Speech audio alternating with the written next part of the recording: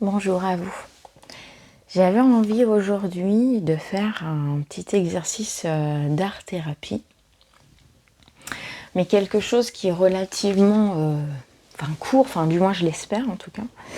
Un petit exercice qui va peut-être vous parler en fait, avec un texte qui va peut-être résonner chez vous. Donc je vous inviterai à mettre en commentaire si quelque part ce conte-là vous parle. Je l'ai pris au hasard en fait dans un livre. J'avais envie de faire ça. Et quelque part, je pense que ce texte-là viendra aussi me parler à moi. Mais j'espère qu'il vous parlera à vous. Donc je vous invite en effet à mettre des pouces en l'air ou à commenter en tout cas, si vous en sentez capable de me dire que c'est quelque chose qui vous a frappé, qui vous a parlé. Donc aujourd'hui, on va être sur un conte. En effet, j'ai acheté ce livre de Jacques Salomé, que j'avais découvert en fait lors de ma formation en fait en sophrologie. On m'avait parlé de Jacques Salomé, donc je ne connaissais pas Jacques Salomé. Et il a donc fait plusieurs livres comme ça, les contes à aimer et à s'aimer. Là, celui-ci, c'est Contes à guérir et Contes à grandir. Il y en a d'autres qui expliquent, qui sont aussi tout aussi intéressants, je crois. Il y en a en fait en lien avec le chemin spirituel et autres. Donc je vous inviterai en effet à aller vous renseigner là-dessus. Donc c'est des livres de poche, mais bon, assez gros, avec plusieurs contes particuliers dedans. Et là, j'ai fait au hasard, comme je fais souvent, en synchronicité, j'avais envie de voir. Et donc aujourd'hui, je vais vous faire ce conte-là. Donc je vous laisse être bien attentif en fait à la lecture de ce conte qui ira sûrement vous parler et sûrement qui vous sera destiné. Le conte de la petite fille qui était tellement sensible qu'elle s'enfermait des jours entiers dans un grand sac de silence. Il était une fois, mais plusieurs fois quand même, une petite fille qui très tôt dans sa vie avait senti qu'elle était sensible, très sensible. Mais tellement sensible qu'un seul regard, une seule parole, un seul geste ou même un non-geste pouvait la blesser au plus profond d'elle. Quand elle se sentait ainsi meurtrie, elle partait. Entre guillemets. Elle s'absentait d'un seul coup, sans bouger, comme si soudain elle n'était plus dans la pièce. Plus rien ne la touchait, ne pouvait l'atteindre. Elle n'entendait plus rien, ne voyait rien. Le monde autour d'elle devenait transparent, intouchable. Ce qui se passait en fait, c'est qu'elle s'enfermait dans un sac de silence. Personne autour d'elle ne voyait ce sac, mais il était aussi vrai dans son esprit que ses propres mains ou que sa robe.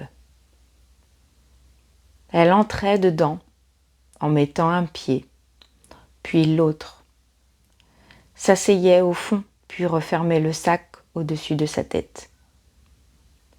Elle pouvait ainsi rester dedans des heures, parfois des jours, et une fois même toute une semaine. Coincée dans le sac de silence, elle n'entendait plus rien, ne voyait rien, ne sentait plus rien du tout, ni souffrance, ni plaisir. Mais comment, me direz-vous, pouvait-elle être aussi sensible ? Sensible à tout ce qui se passait dans le monde autour d'elle, au moindre petit événement porteur de souffrance, de douleur, à tous les imprévisibles de la vie. Tout s'était passé, comme si très tôt dans sa vie, elle avait voulu être le paravent, le paratonnerre, la protectrice de sa maman. Il faut dire, pour ceux qui ne le savent pas, que certains enfants pressentent les souffrances et les malheurs avant même qu'ils n'arrivent. La plupart des enfants sentent les bonnes ou les mauvaises choses, reconnaissent les événements heureux. Mais d'autres, au contraire, reconnaissent la moindre souffrance, la sentent et la captent de l'intérieur avant qu'elle ne se manifeste. Cette petite fille sentait la souffrance de l'intérieur. Cela datait de très longtemps, avant même sa naissance. Cela peut sembler extraordinaire, et cependant c'est vrai. Écoutez la suite. Il faut dire encore que sa maman, quand elle était enceinte d'elle de 6 mois, avait eu un chagrin épouvantable, une douleur effroyable, comme il en arrive peu dans une vie. Cela s'était passé un dimanche. Après un repas sur l'herbe, son mari, le père du bébé, qui était dans le ventre, s'était noyé sous les yeux de sa femme. C'était un jour de juin, blond et doux comme du pain tendre. Un jour de fête, un jour de tendresse, un jour pour être heureux toute une vie. Le père, après le repas, pour se détendre, était entré dans l'eau avec l'intention de se baigner. Il avait nagé doucement vers le milieu de l'étang. Il avait gardé sa cigarette allumée à la bouche et avancé lentement, lentement pour ne pas la mouiller. Puis soudain, comme il avait heurté un obstacle, crac, d'un seul coup, il avait vacillé, puis disparu, englouti dans le noir de l'eau. Sa femme avait tout vu. Elle se leva d'un bond, voulut s'élancer avec un grand cri pour rejoindre son mari, pour rester avec lui, pour ne pas le perdre. Que sais-je sur ce qui lui traversait l'esprit? Des amis la retenaient. Elle hurlait, n'ayant qu'un élan, qu'un désir, rejoindre l'homme qu'elle aimait et qui avait disparu soudain, happé par l'eau de l'étang. Mais la petite, me direz-vous? La petite était à l'intérieur du ventre, à l'intérieur de la mer, pendant que se passait à l'extérieur, au grand soleil de juin, ce drame épouvantable. Elle était dans le ventre, comme je vous l'ai dit. Il y avait juste 6 mois qu'elle avait été conçue par ces deux-là, dans un grand moment d'amour. Conçue par celui qui se noyait et par celle qui, oubliant qu'elle attendait un enfant, voulait le rejoindre pour ne pas le perdre, pour ne pas être seule dans la vie. Cette petite à l'intérieur entendait tout cela.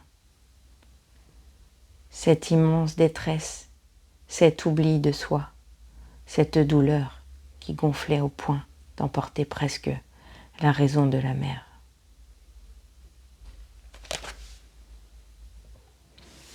Elle entendit, comme un raz de marée immense, le sentiment d'injustice qui grondait dans sa mère, avec cette question insensée jetée au ciel. Mais pourquoi cela m'arrive-t-il à moi? Pourquoi en ce moment? Une colère,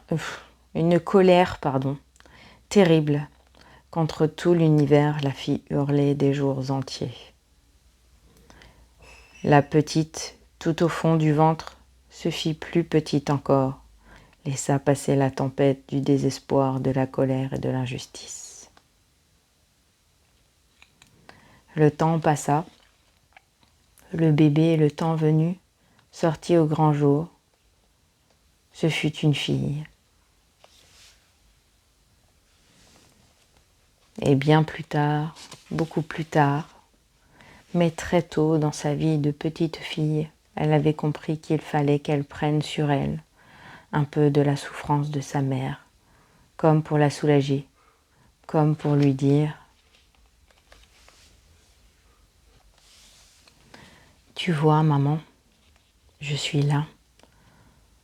Je sais que je te rappelle ton mari. Je lui ressemble beaucoup. Tout le monde le dit autour de moi.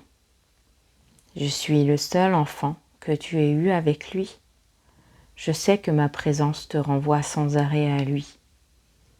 Alors moi, j'ai décidé de prendre sur moi un peu de ta souffrance, de la porter avec toi, pour qu'elle soit moins lourde. » Cette petite fille vécut ainsi pendant des années et des années, en portant à l'intérieur d'elle la plus grande part de la souffrance de sa maman, en fille fidèle. Savez-vous ce qui se passa par la suite? C'est qu'elle devint femme à son tour. Elle connut l'amour, se maria, et un jour, elle devint enceinte. Là, ça se complique un peu, parce que le bébé qui était dans son ventre avait l'impression que la place était déjà prise, encombrée, qu'il y avait là-dedans comme un intrus. Oui, c'était, comme je vous l'ai dit, toute la souffrance que la petite avait prise en elle. Le ventre est le lieu préféré de la souffrance. C'est un endroit chaud, protégé, où une souffrance peut prendre ses aises. Ce bébé-là ne se laissa pas faire. Il poussa avec ses pieds, avec ses poings, avec sa tête, toute cette souffrance accumulée, et il la poussa au dehors. Lui, il n'était pas d'accord de vivre avec de la souffrance pendant 9 mois. Il batailla très fort. Sa mère au dehors pensait « Qu'est-ce qu'il a, mon bébé ? Il ne semble pas content. »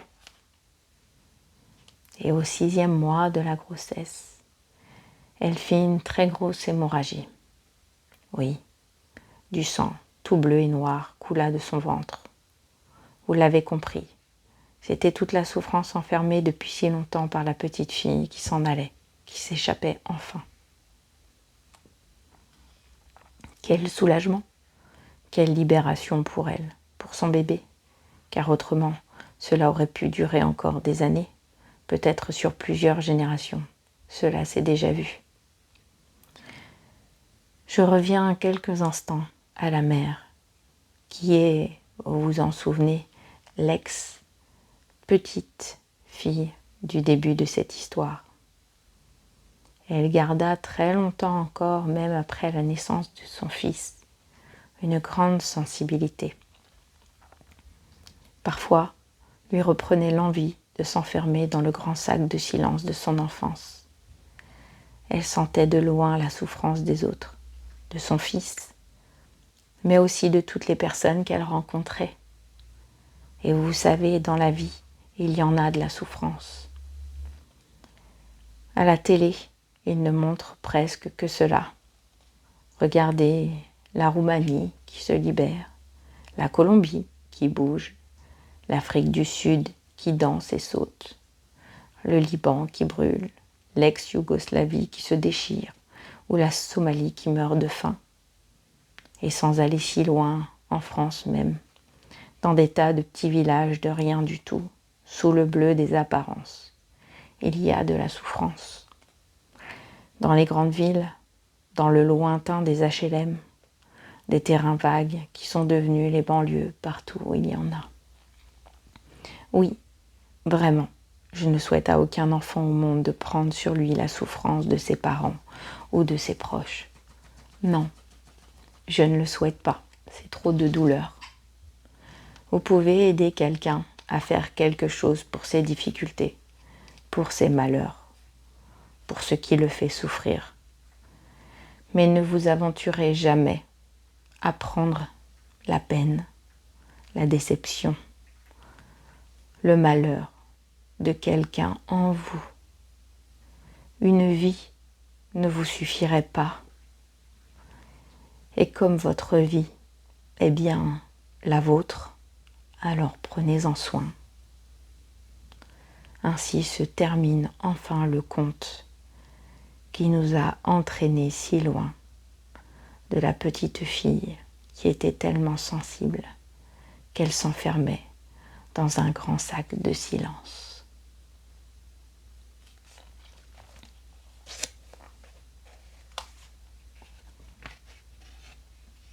Donc je vous laisserai me dire en commentaire ce que ce conte vous a évoqué. C'est un exercice qu'on peut faire en art-thérapie,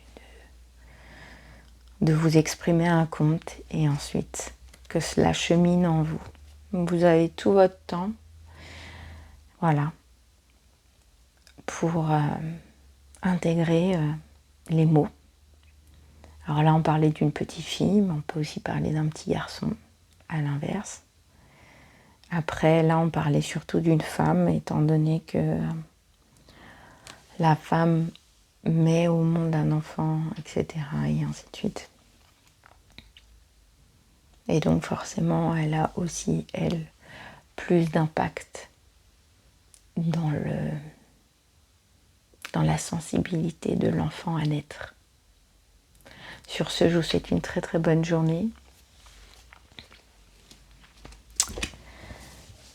Si vous appréciez cette chaîne qui évolue forcément avec moi, je vous invite aussi à vous abonner et à partager cette vidéo si vous pensez que d'autres personnes comme vous auront besoin de cette lecture et de ce moment de méditation pour elle ou pour lui, pour eux. Je vous souhaite une bonne journée et plein d'amour vers vous. Bye.